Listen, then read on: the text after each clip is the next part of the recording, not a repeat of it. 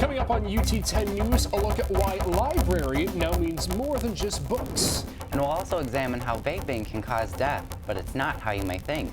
And holy Toledo! Daniel March was at the Glass Bowl on Saturday as the Rockets tried to tame powerhouse BYU. Your news in 10 minutes starts now. Thanks for joining us. Happy October and happy homecoming week. I'm Isaac Petcash. And I'm Bailey Lustig. After a year of renovations, the Toledo-Lucas County Main Library is back open. Yeah, Bailey, $10.4 million was spent on the renovation. Katie Zieber joins us now live. And Katie, it looks like there's a lot more than just books for people to enjoy. It really is. I mean, this library has everything you need to help find your inner child.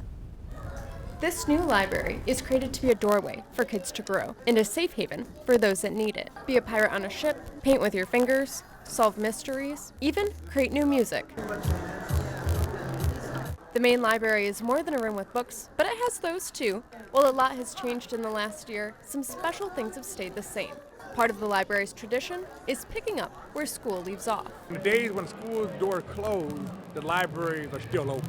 So I always tell people, when you look at times such as the weekends and holiday season, is that kids continue their learning, and many times it's within the library system. Renovation for the new library began under the library's late director, Clyde Scholes. 2 days before the library opened, a stretch of Michigan Street was dedicated in his honor. The new library also has meeting rooms that can be rented out. The library's director tells me he hopes this will become a comfortable place for UT students to study off campus. Back to you. Katie, thank you. And now on to items that you will not see in a library. Each year, hundreds of books are in danger of being taken out of the hands of readers. Last Thursday, the Communication Department held the annual Banned Books Vigil. The event, which included numerous presentations, educated students and staff about the importance of the right to read and think freely.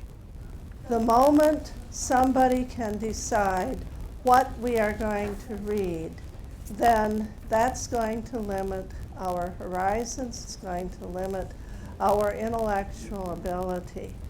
Some of the more popular books challenged to be banned include the Captain Underpants series, The Hunger Games, and 50 Shades of Grey. Crazy collection. Well, the pressure of society may be causing students to overextend themselves. UT10's Kayla Pekornik took a look into why sometimes less equals more. Nowadays, a lot of the students are not just being pulled in one direction, whether that's a sport or school. They're expected to be excellent in every single area of life. Some UT students say having a resume with multiple accomplishments may not be worth all the pressure it brings. The National Alliance on Mental Health Illness says 1 in 5 adults experience mental illness each year. If my mind isn't well or if my body isn't well, there's no way that I could do school, and there's no way that I could do my leadership positions or my involvement on campus. Students say their peers aren't seeking help due to resource locations and lack of knowledge. UT's Counseling Center is now in a convenient location for students at the Health Center building. Organizations such as Active Minds are encouraging students to seek help while also teaching students how to prioritize what is important. Resources for time management and mental health can be located on the UT portal on InfoNet. I'm Kayla Pekornik for UT10 News. The Centers for Disease Control reports the U.S.'s 13th vape-related death this week. And UT10's Jessica Zintek looked into the controversy and how it affects local businesses. The current health scare is not being caused from regular vape liquid, but rather the illegal THC cartridges sold on the black market. The highly dangerous vitamin E acetate oil is being mixed into THC vape liquids and false packaging is being applied. It's kind of just frightening knowing that there's a group of people that are actually not taking the healthy precautions. Lack of education on the subject has affected small businesses around the country. Our business is down probably 50% of what it was even a month ago, and it's just, I really think it's from fear and the propaganda that's going on in the media. The primary states being affected are those that outlaw marijuana or those that require you to be 21 and over to buy THC products. As of now, there have been 5 state health departments to put a temporary ban on these flavored vape products. Those include Michigan, Rhode Island, Massachusetts, New York, and now Washington. Reporting from Toledo, I'm Jessica Zintek with UT10 News. According to the American Cancer Society, nearly 42,000 women will die from breast cancer in 2019. The Susan G. Komen Race for the Cure on Sunday helped to bring awareness of breast cancer to the community.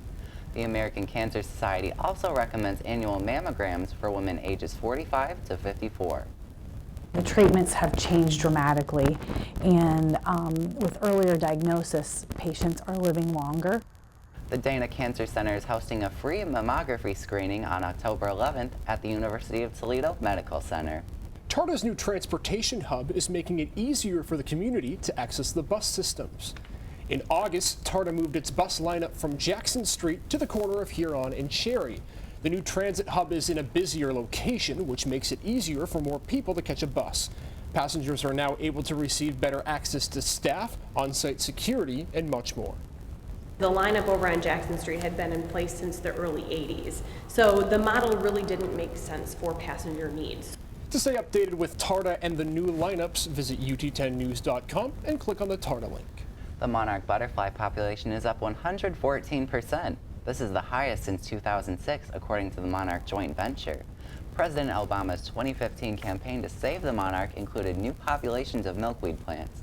Milkweed is the only plant monarchs eat and where they lay their eggs. As farming has gotten more intense, a lot of the ditches now are mowed or sprayed, and so milkweed used to grow in those ditches. Locally, the Toledo Zoo breeds butterfly eggs to increase monarch populations. The zoo also offers the Back a Butterfly program, where you can sponsor a migrating monarch. Now let's send it over to Daniel March for UT10 Sports. Thanks, Bailey. I'm Daniel March, and this is your UT10 Sports Report. The Toledo women's volleyball team took on Ball State, but first we launch off the Rockets' second home football game against the BYU Cougars. The Rockets and Cougars fans came out strong, filling up the Glass Bowl with almost 25,000 packing the stands. The first half was played very defensively, with BYU scoring the only touchdown at the end of the second quarter. To open the second half, Oliva Hifo makes a 35-yard catch, dodging out of bounds and breaking a tackle. Hifo then jukes out defensive back Nate Bauer and continues for another 40-yard runs for a Cougars touchdown. The Rockets running back, Shaquille Seymour, cuts off to the sidelines and runs into a touchdown of his own, tying the game up 14-14. The Rockets then muffed a punt, giving BYU the ball on Toledo's 21-yard line. The Cougars capitalized on the mistake, scoring a quick touchdown and taking a 7-point lead into the fourth. But the Rockets came roaring back on to ensuing the drive, tying the game at 21. Then, with under a minute to go, thanks to Khalil Robinson's interception, Seymour punches in his second touchdown. The Rockets remain undefeated at home with a 28-21 win. It's homecoming week, which means a huge test for the Rockets when they face Western Michigan on Saturday. Last Thursday, the Rockets women's volleyball team played the Ball State Cardinals. The Toledo Rockets showed up strong at the Savage Arena, hoping to achieve their 8th win for the 2019 season. The Rockets played with passion their first set, but lost 25-19 after this tip falls just out of bounds. Toledo Rockets' Zoe Burnbridge serves the ball, and the Cardinals respond with a spike, taps to the center of Toledo's side. Ball State wins second set 25-15.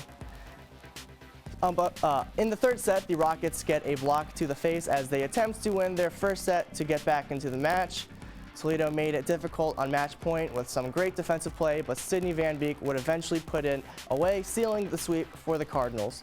The Rockets will be busy this weekend as they play in back-to-back home matches on Friday and Saturday. The Toledo women's soccer team also played 2 matches this weekend. They lost 2-0 to Buffalo on Friday and fell to Akron in their second game by the same score Sunday. The losses dropped them to 0-2 in the MAC. Crazy environment on Saturday, guys. Indubitably. Well, that's it for UT10 News. For the latest breaking news from campus and bios from all UT10 reporters, go to our website at ut10news.com. And remember, you can watch the live stream of our newscast production every Tuesday at noon on our YouTube channel. For Bailey Lustig, Daniel March, and all of our crew, I'm Isaac Pepcash. Have a great week and stay tuned for more news from the UT campus.